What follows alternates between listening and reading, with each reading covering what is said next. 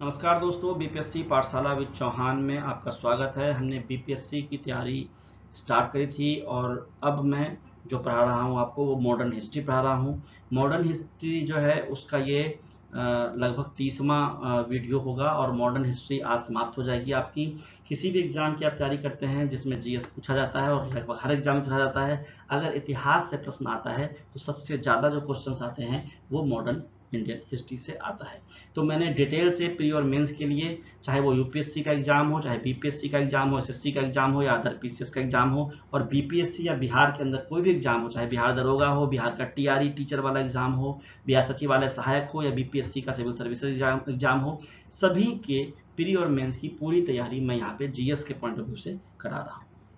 BPSC पाठशाला with Chauhan आपका अपना चैनल है। चैनल को लाइक कीजिए, सब्सक्राइब कीजिए, दोस्तों से शेयर कीजिए और चैनल पर बने रहिएगा, क्योंकि हम आपको पूरी तरह से फ्री में प्री मेंस की तैयारी करवाएंगे जीएस के लिए, और साथ में ही हर कंटेंट को पढ़ाते समय पीवाईक्यू की प्रैक्टिस भी कराएंगे, जिससे आपकी एक ही जगह पर वो टॉपिक पूरी तरह से समाप्त हो जाए और आप एग्जाम के लिए उस टॉपिक को लेकर रेडी हो जाए। ठीक है, तो चलिए आज का जो टॉपिक है वो है श्रमिक वर्ग का आंदोलन और भारत का प्रथम आम चुनाव। वन शॉट वीडियो होगा, 15-20 मिनट का वीडियो होगा। आपको ध्यान से सुनना है, समझना है। कुछ भी कंफ्यूजन है तो आपको जाके कमेंट बॉक्स में लिखना है, और जब ये समाप्त हो जाएगा मॉडर्न तो मैं पीआईबी शुरू करूंगा। चलिए उसके लिए बाद में बात करेंगे लास्ट में वीडियो के। अभी ये शुरू करते हैं, श्रमिक वर्ग का आंदोलन और भारत का प्रथम आम चुनाव। तो सबसे पहले पढ़ते हैं श्रमिक वर्ग का आंदोलन। दोस्तों आपको थोड़ा सिंपल सा लगता होगा स्लाइड जब मैं लाता हूँ, क्योंकि मेरा जो एम्बिशन है ना वो आपको कंटेंट देना है, ध्यान से समझाना है, ना कि इस पर कुछ ताम झाम करना। मुझे आता भी नहीं करना और आगे भी तो नहीं करूँगा, क्योंकि अगर आपको पढ़ाई करनी है तो सिर्फ पढ़ाई पर ध्यान देना। ठीक है, तो श्रमिक वर्ग का आंदोलन की बात करते हैं। भारत में आधुनिक श्रमिक वर्ग का उदय जो होता है वो 19वीं सदी में ब्रिटिश औपनिवेशिक शासन के दौरान होता है, पूंजीवाद और औद्योगिकीकरण के विकास के साथ। जब इंग्लैंड में औद्योगिकरण होता है ना, तो उनको जो है श्रमिक चाहिए होते हैं। उनके कच्चे माल को यहाँ रेडी करते थे, वहाँ ले आते थे, फिर वहाँ से ला के यहाँ बेचते थे। तो उसी समय जो है ना 19वीं शताब्दी में ही भारत में आधुनिक श्रमिक वर्ग का उदय होता है। रेलवे लेके आते हैं, वो कारखाने लाते हैं, खदान लाते हैं, बागान लाते हैं, और बंदरगाहों के विस्तार ने संगठित मजदूर वर्ग को जन्म दिया। आगे चलकर यही वर्ग भारतीय सत्ता आंदोलन और श्रमिक अधिकारों के संघर्ष का महत्वपूर्ण हिस्सा बना। इसको हम पॉइंट वाइज पढ़ेंगे। प्योर मेंस का टॉपिक है, अगर प्री में प्रश्न आएगा तो ईस्वी उसवी से आ जाएगा, लेकिन आप इसको बिल्कुल मेंस की दृष्टि से पढ़िए, क्योंकि सिर्फ प्री निकलवाना मेरा ध्येय नहीं है। मैं चाहता हूँ आप प्री मेंस इंटरव्यू निकालें और ऑफिसर बने। तो पहला जो पॉइंट है वो है श्रमिक वर्ग का उदय और औद्योगिकरण। आधुनिक श्रमिक वर्ग का विकास रेलवे, कपड़ा मिलों, जूट मिलों, खदानों, बागानों एवं निर्माण कार्यों के विस्तार से हुआ। बॉम्बे में कपास उद्योग, कलकत्ता में जूट उद्योग और मद्रास औद्योगिक केंद्र बने। 1854 में कलकत्ता में पहली जूट मिल, पहले पढ़ाया मैंने से। 1853 में बॉम्बे में पहली कपड़ा मिल स्थापित हुई, ये भी मैंने पीछे पढ़ाया है, पीछे वाले वीडियो में। ठीक है, कपड़ा उद्योग मुख्य रूप से भारतीय पूंजीपतियों के अधीन था, जबकि जूट उद्योग पर लंबे समय तक विदेशी पूंजी का प्रभुत्व रहा। इन चीजों को पढ़ते समय आपको बिल्कुल ध्यान रखना है कि जो भारतीय पूंजीपति थे उनके अधीन क्या था, कपड़ा उद्योग रहा, और जूट उद्योग पे रहा विदेशी पूंजी का प्रतिनिधित्व। ठीक है, दूसरा पॉइंट है प्रारंभिक श्रमिक आंदोलन 1872 1918, ये पूरा एरा है 48 साल, उसकी बात करते हैं। प्रारंभिक आंदोलन श्रमिकों की कार्यदशा, वेतन एवं कार्य घंटों में सुधार के लिए सीमित थी। कितने कार्य घंटे होंगे, 8 घंटे होंगे, क्या होंगे, और दशा कैसी होगी, किस कंडीशन में काम करेगा लेबर, और वेतन कितने मिलेंगे, नहीं मिलेंगे, कितने टाइम के लिए कितना पैसा मिलेगा, ओवर टाइम कितना मिलेगा, इसके सुधार तक ही था सीमित। कौन, प्रारंभिक श्रमिक आंदोलन, ये 48 साल तक यही चला। ठीक है, शशिपाद बनर्जी ने 1870 में वर्किंग मेंस क्लब तथा 1874 में भारत श्रमजीवी पत्रिका प्रारंभ की। एन एम लोखंडे ने 1890 में बॉम्बे मिल हैंड्स एसोसिएशन की स्थापना करी, जिसे भारतीय ट्रेड यूनियन आंदोलन का जनक माना जाता है। किनको, एन एम लोखंडे को, क्योंकि उन्होंने पहली बार एसोसिएशन बनाया था मिल हैंड्स के लिए, मजदूरों के लिए। 1908 में बाल गंगाधर तिलक की गिरफ्तारी के विरोध में बॉम्बे के मजदूरों ने व्यापक हड़ताल की। पहली बार किसी मजदूर संगठन ने अगर हड़ताल की थी तो 1908 में तिलक की गिरफ्तारी के विरोध में बॉम्बे में हुई थी। ठीक है, तीसरा पॉइंट है ट्रेड यूनियन आंदोलन का विकास कैसे हुआ। तो प्रथम विश्व युद्ध के बाद श्रमिक आंदोलनों में तेजी आई। कारण क्या था, महंगाई में वृद्धि हुई, विश्व युद्ध में घिर गया देश और उस देश को झोंक दिया गया, ब्रिटेन अपने साथ ले गया। तो महंगाई तो बढ़ेगी, वास्तविक मजदूरी में कमी की गई और उद्योग का विस्तार किया गया और गांधी जी का असहयोग आंदोलन उस समय चल रहा था। साथ में 1917 की रूसी क्रांति का प्रभाव भी पड़ा। इन सब की वजह से ट्रेड यूनियन आंदोलन का विकास हुआ। प्रमुख ट्रेड यूनियन कौन कौन से है अपने देश में, उसको देख लेते हैं। 1918 में था मद्रास लेबर यूनियन, भारत की पहली संगठित ट्रेड यूनियन। बीपी वाडिया इसके अध्यक्ष थे, ठीक है। 1920 में आया अहमदाबाद टेक्सटाइल लेबर एसोसिएशन, मजदूर महाजन संघ, आपको गांधी जी के सिद्धांतों पर आधारित था और अहमदाबाद मिल विद्रोह जो है वो गांधी जी ने किया था, वो मैं आगे पढ़ा चुका हूँ पीछे आपको। 1920 में all India trade union Congress AITUC की स्थापना हुई। अध्यक्ष थे प्रथम लाला लाजपत राय और उपाध्यक्ष थे जोसेफ बैप्टिस्टा, और ये भी मैं आपको डिटेल से पढ़ा चुका हूँ AITUC। ट्रेड यूनियन अधिनियम 1926, ट्रेड यूनियनों को वैधानिक मान्यता मिली, ट्रेड यूनियनों के पंजीकरण एवं विनियमन की व्यवस्था की गई, वैध ट्रेड यूनियन गतिविधियों को कानून संरक्षण प्रदान किया गया, भारत में संगठित श्रमिक आंदोलन को संस्थागत आधार मिला। अब पांचवा पॉइंट है दोस्तों, पांचवा पॉइंट जो है कम्युनिस्टों की भूमिका पे है। उससे पहले मैं थोड़ा 2 लाइन बता दूं आपको। मैं अगर चाहता तो इन टॉपिक्स को छोड़ सकता था, क्योंकि जो स्टूडेंट होते हैं वो प्री फोकस्ड होते हैं, प्री को तैयार करते हैं। मैंने स्टार्टिंग में ही बोल दिया था इस चैनल को पढ़ाते समय कि मैं प्री और मेंस की तैयारी साथ में कराऊंगा। तो कुछ टॉपिक ऐसे हैं जो प्योर मेंस के, जैसे ये वाला आप पढ़ रहे हो श्रमिक आंदोलन, वर्ग आंदोलन, तो मैं चाहता था कि कुछ भी ना छूटे, ताकि अलग से कि आपको कुछ पढ़ने की जरूरत ना पड़े। तो थोड़ा आपको ये बोरिंग लगेगा क्योंकि अभी आप प्री की तैयारी कर रहे होंगे, लेकिन जो मेंस की तैयारी कर रहा है उसके लिए वीडियो बहुत ही फायदेमंद है। तो ध्यान से समझिएगा, आपको भी ये पढ़ना ही, क्योंकि आप भी तो मेंस दोगे। तो कम्युनिस्टों की भूमिका की बात करते हैं तो कार्ल मार्क्स एवं लेनिन के विचारों से प्रेरित होकर कम्युनिस्टों ने श्रमिक आंदोलनों को वैचारिक दिशा दी। 1920 में भारतीय कम्युनिस्ट पार्टी CPI के गठन के बाद श्रमिक आंदोलनों में सक्रिय भूमिका निभाई गई। बॉम्बे के कपड़ा मिलों और कलकत्ता की जूट मिलों में मजदूरों को संगठित किया गया और वैचारिक मतभेदों के कारण AITUC में विभाजन हुआ। क्या बना? AIFTU और RTUC, इस तरह के संगठन अस्तित्व में आए और 1935 में पुनः AITUC एकीकरण हो गया, मतलब दोनों फिर से जुड़ के AITUC में शामिल हो गए और इंडियन ट्रेड यूनियन कांग्रेस में शामिल हो गए। ठीक है, अब है जो छठा पॉइंट है वो है स्वतंत्रता के बाद श्रमिक आंदोलन। स्वतंत्रता हो गया के बाद की बात अब कर लेते हैं। औद्योगिक विवाद अधिनियम आया 1947 में, लागू किया गया। भारतीय मजदूर संघ BMS एवं CITU जैसे संगठन बने, C2। 1991 की नई आर्थिक नीति जो LPG वाली आई थी ना, जो आपका उदारीकरण वाली नीति, उसके बाद निजीकरण एवं वैश्वीकरण से श्रमिकों की सौदेबाजी शक्ति कमजोर हुई एवं असंगठित क्षेत्र का विस्तार हुआ। मैंने कुछ चीज आपको पॉइंट वाइज समझाएं ताकि आपको मेंस लिखने में आसानी हो। श्रमिक आंदोलन की प्रमुख कमजोरियां क्या रही, ये 7वां पॉइंट बनाया है मैंने। असंगठित क्षेत्र के अधिकांश मजदूर ट्रेड यूनियनों से बाहर रहे। ट्रेड यूनियनों का राजनीतिकरण एवं वैचारिक विभाजन हो गया। विभिन्न यूनियनों के बीच प्रतिस्पर्धा एवं एकता का अभाव था।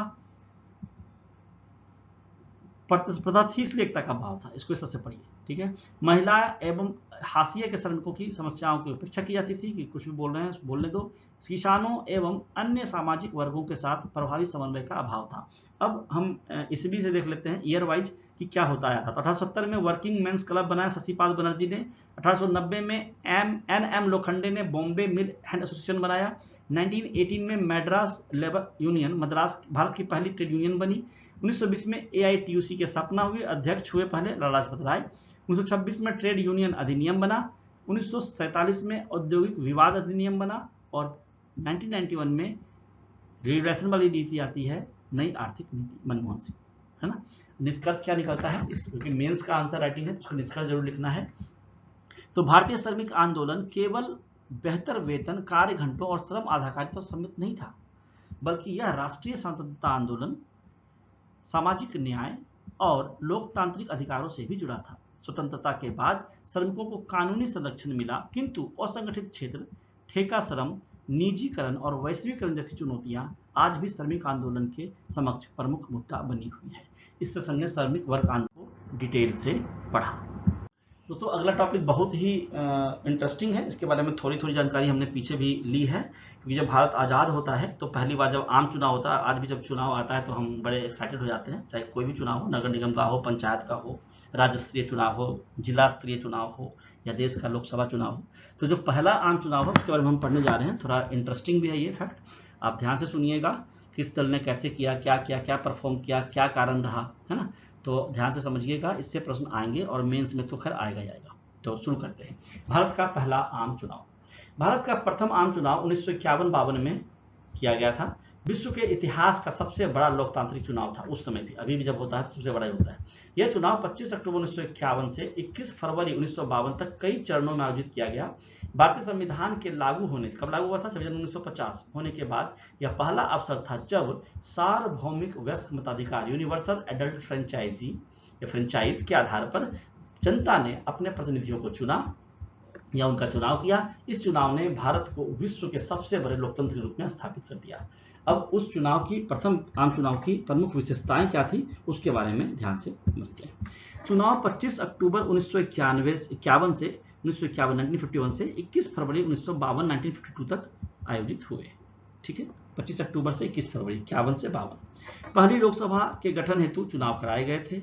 चुनाव सार्वभौमिक वयस्क प्रणाली जो थी यूनिवर्सल एडल्ट फ्रेंचाइज के आधार पर हुए।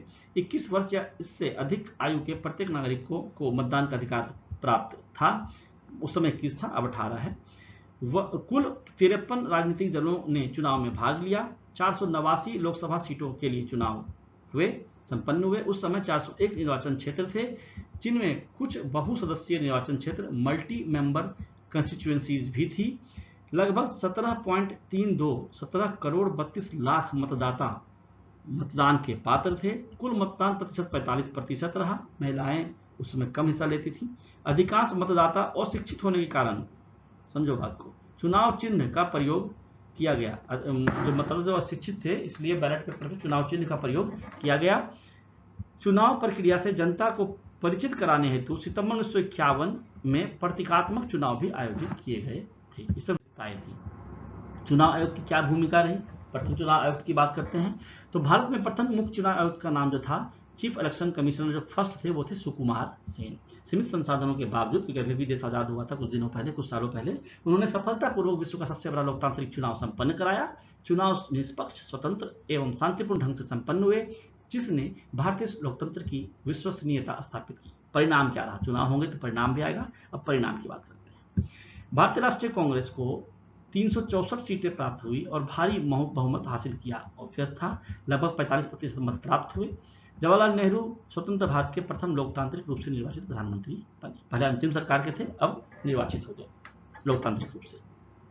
अन्य दलों की बात करें तो CPI, communist party of India, भारतीय कम्युनिस्ट पार्टी को 16 सीटें मिली, सोशलिस्ट पार्टी को 12, किसान मजदूर प्रजा पार्टी KMPP को 9 सीटें मिली, भारतीय जनसंघ को 3 सीटें और निर्दलीय उम्मीदवार को 37 सीटें मिली। अगर मैं गलत नहीं हूं तो ये जो भारतीय जनसंघ है यही अभी भाजपा है मेरे ख्याल से, डिटेल में देखूंगा मैं।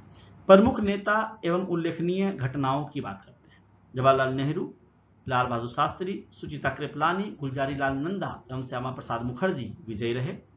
डॉक्टर भीमराव अंबेडकर जो बॉम्बे उत्तर मध्य सीट से कांग्रेस के उम्मीदवार थे, वो नारायण सदोबा काजरोलकर से पराजित हो गए, जिन्होंने संविधान लिखा, जिन्होंने चुनाव प्रक्रिया को बारे में बताया, वो हार गए चुनाव। आचार्य JV कृपलानी ये भी चुनाव हार गए।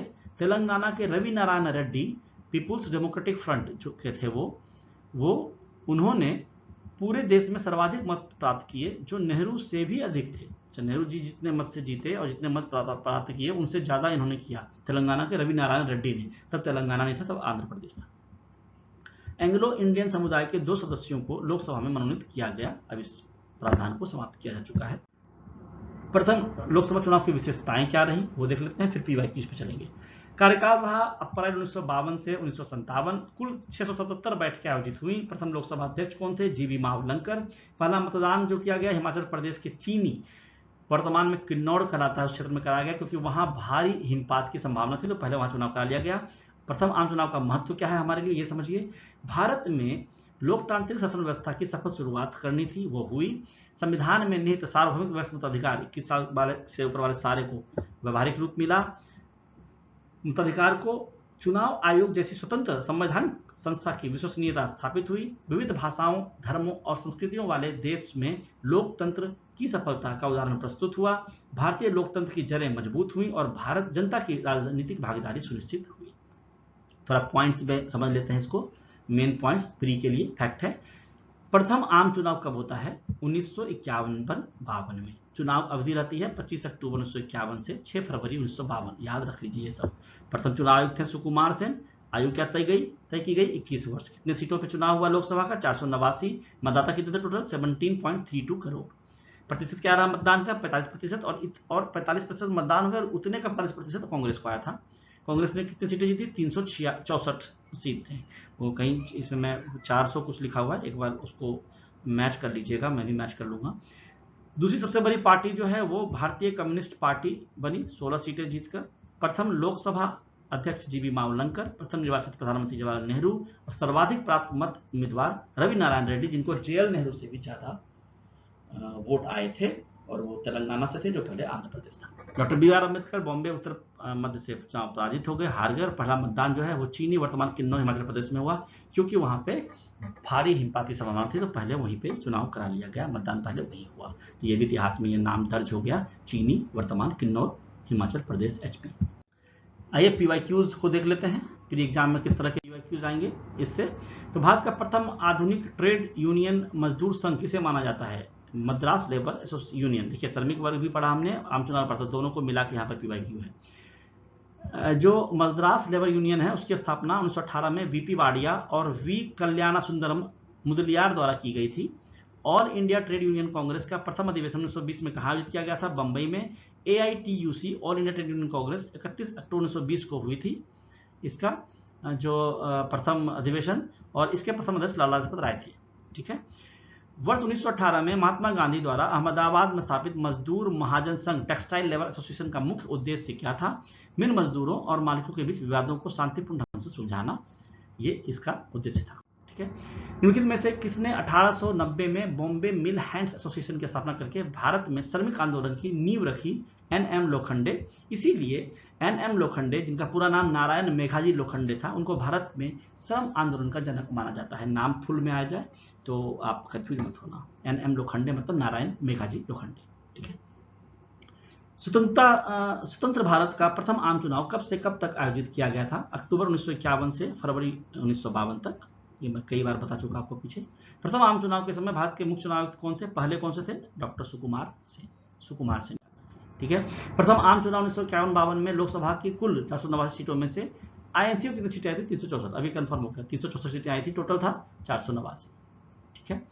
प्रथम आम चुनाव के किस राजनीतिक दल ने दूसरा स्थान, वो है CPI communist party of India, इनको 16 सीटें मिली थी। इस तरह हमने प्री के प्रश्न देख लिए, अब मेंस के प्रश्न देख लेते हैं दोनों टॉपिक के। आधुनिक उद्योगों के आगमन के बाद भारत में श्रमिक वर्ग के आंदोलन की यात्रा का वर्णन करें। 1920 के दशक के उत्तरार्ध से यह बिखरा हुआ समूह एक संगठित वर्ग के रूप में कैसे उभरा? पीछे आपने जो प्रश्न का आंसर दिया है मैंने, उससे कोशिश की बनाने की, हालांकि ये क्वेश्चन थोड़ा सा ज्यादा टफ है। मैं इस तरह के प्रश्नों के लिए आपको PDF प्रोवाइड कराऊंगा। औपनिवेशिक काल में भारतीय राष्ट्रीय आंदोलन में श्रमिक वर्ग की भूमिका, आलोचनात्मक मूल्यांकन, ये आप पढ़ सकते हो, पीछे से लिख सकते हो। भारत में ट्रेड यूनियन के उद्भव और विकास के प्रमुख चरणों, ये मैंने पूरा बताया है पीछे, यूपी पीछे से प्रश्न है, आप पढ़ के पढ़िए और लिखिए। गांधीवादी विचारधारा और समाजवादी दृष्टिकोण के में श्रमिक और पूंजीपतियों के संबंधों को लेकर क्या अंतर था? ये आपको समझ के लिखना पड़ेगा, ये कंसेप्चुअल प्रश्न है, तो भी मैं PDF दूंगा आपको इन सब प्रश्नों के। 1951-52 के प्रथम आम चुनाव, जिन्हें इतिहास का सबसे बड़ा जुआ, बिगेस्ट गैम्बल इन हिस्ट्री कहा गया था, कि सफलता के पीछे किन कारकों चुनौतियों का योगदान था? विश्लेषण कीजिए। पीछे से आप कंटेंट थोड़ा बहुत ले सकते हो, वरना मैं PDF तो दूंगा। भारत के प्रथम आम चुनाव 1951-52 के परिणाम, ये मैंने बढ़ा दिया, अच्छे से पढ़िए और लिखिए। और ये जो यूनिवर्सल एडल्ट फ्रेंचाइज है, इसको मैंने पढ़ाया है, इसको भी आप लिखिए। लेकिन इसको अपनाने में भारतीय संविधान निर्माता समझ क्या चुनौतियां थी, इसके बारे में मैं अलग से पढ़ाऊंगा आपको। और प्रथम आम चुनाव में इसके क्रियान्वयन की मूल्यांकन कीजिए। या IAS मेंस के प्रश्न है, जो थोड़ा सा टफ दिख रहा है, लेकिन मैं ये भी आपको PDF बना के चेक दूंगा। मैंने बोला है कि जब सिलेबस कंप्लीट होगा पूरा, तो अभी देने का फायदा नहीं है, अभी आप जो दे रहा हूँ उससे प्रैक्टिस कीजिए। प्री के लिए तो मैं पढ़ा ही रहा हूँ, मेन्स के लिए पढ़ा रहा हूँ साथ में टॉपिक, तो मेन्स के लिए मैं अलग से आपको आंसर राइटिंग प्रैक्टिस कराऊंगा, PDF दूंगा, आपको कहीं भी जाने की जरूरत नहीं पड़ेगी। तो दोस्तों, जहाँ तक इतिहास की बात है, तो हमने भारत के आधुनिक इतिहास को विस्तार से पूरा कर लिया है।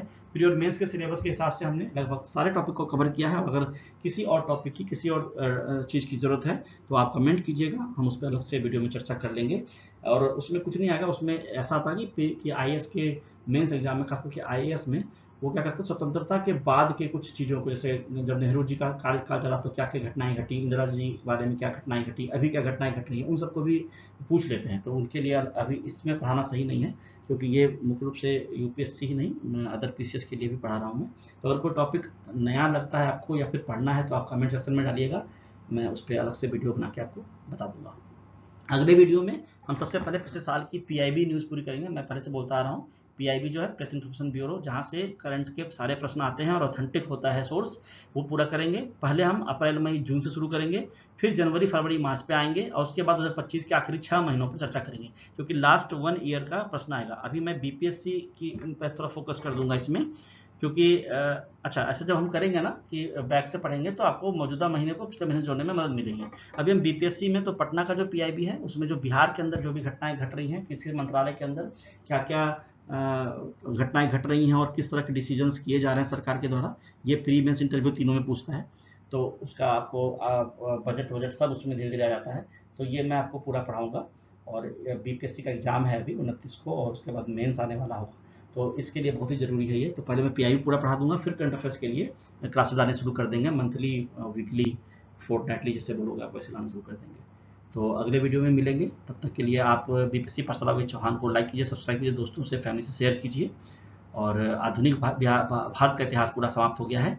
तो अब इस चैनल पे आप देखो तो मैंने बिहार स्पेशल सीरीज पूरी समाप्त कर दी है। बीपीएससी वालों के लिए 15-20 क्वेश्चन वहाँ से आराम से आएंगे, प्री मेंस दोनों के लिए इंपॉर्टेंट है।